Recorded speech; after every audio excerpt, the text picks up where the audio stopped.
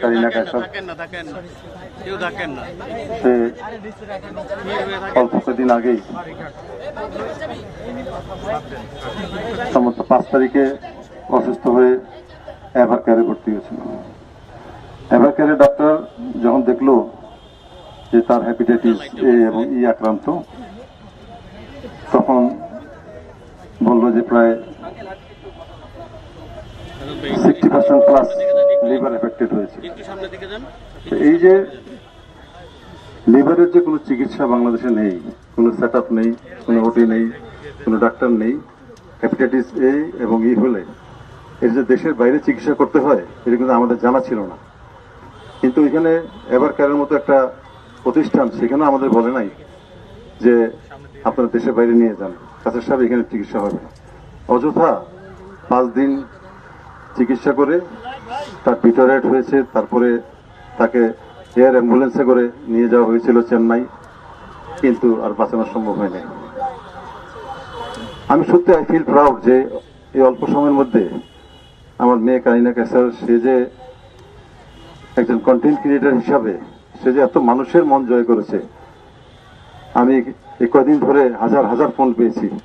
এই যে বিশ্ববিদ্যালয়ের ছাত্রছাত্রীরা তারা বলতেছিল যে আমরা একটা জানাজা পড়তে চাই, অবশ্যই আপনি শহীদ মিনারে আসবেন। তো এখন আমরা গজরে চলে যাব, আপনারা দোয়া করবেন। এবং আমি শুধু এটুকু বলবো, আপনাদের এখানে এসেছি, মিডিয়ারা আছেন,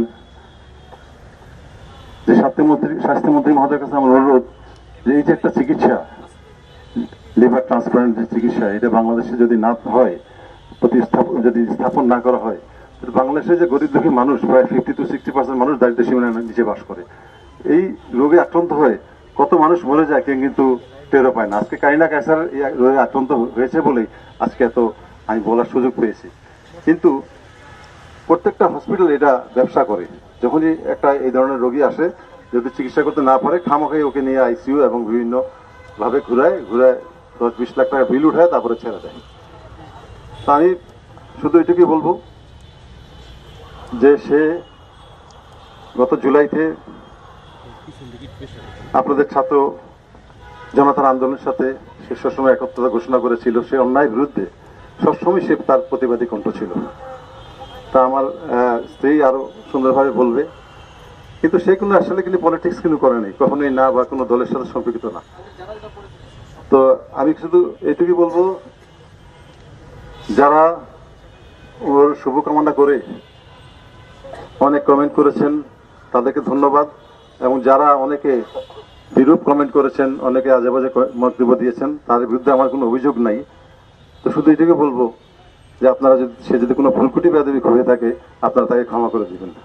সে আজকে আমাদের এই পৃথিবীতে নাই, চলে গেছে আমাদের ছেড়ে। আমাদের অনেক ফ্যান ফলোয়ার্সের কাদায় চলে গেছে।